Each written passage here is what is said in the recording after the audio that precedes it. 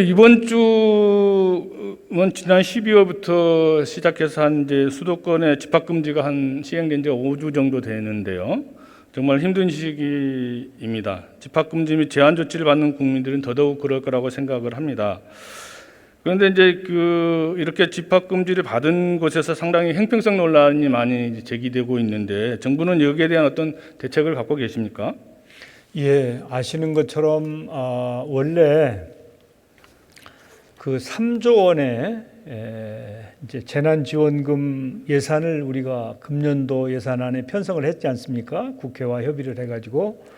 그런데 사실은 3차 유행이 작년 11월부터 와서 12월부터 이 재난지원금을 신속하게 국민께 드리는 게 좋겠다. 그리고 금액도 3조 원 가지고는 안 되겠다. 그래서 시기도 앞당기고 금액도 9조 3천억 원으로 재원을 확보를 해가지고 이제 11일부터 재난지원금이 지급이 됩니다. 그래서 재난지원금의 90%가 설날 이전에 좀 지급될 수 있도록 그런 목표를 가지고 하고 있거든요. 그래서 국민들께서 매우 힘드시기 때문에 어떻게든지 조금이라도 국민들께 힘이 되어야 되겠다 하는 그런 자세로 필요한 대책을 세워서 실행할 단계에 와 있습니다.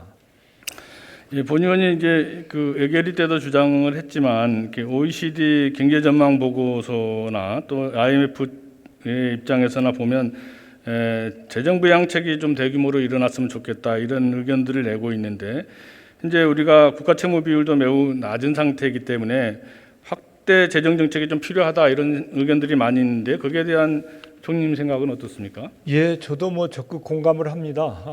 이제 그래서 금년도에 588조 예산도 확장 재정 기조하에 예산 편성을 한 것이고요.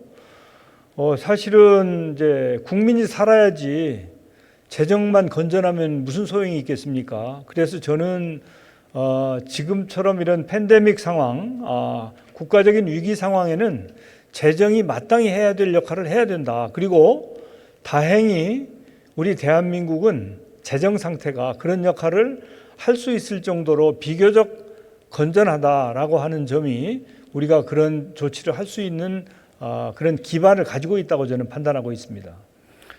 예, 일단 긴 병에 효자 없다고 우리가 지난 1년 동안 코로나19와 싸우면서 상당히 서민 경제가 파탄에 이르게 있고 당장 죽을 것 같다 이런 호소들을 많이 하고 있습니다.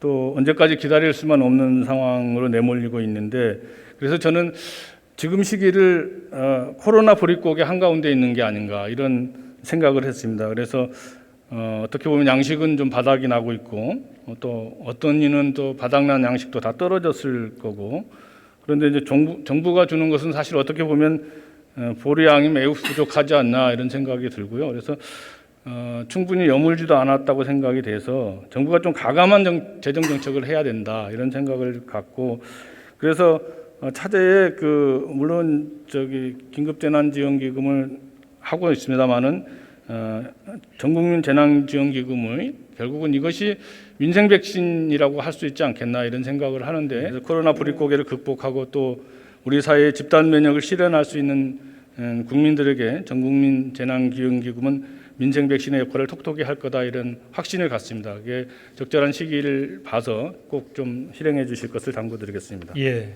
연구하겠습니다. 네, 들어가셔도 좋습니다.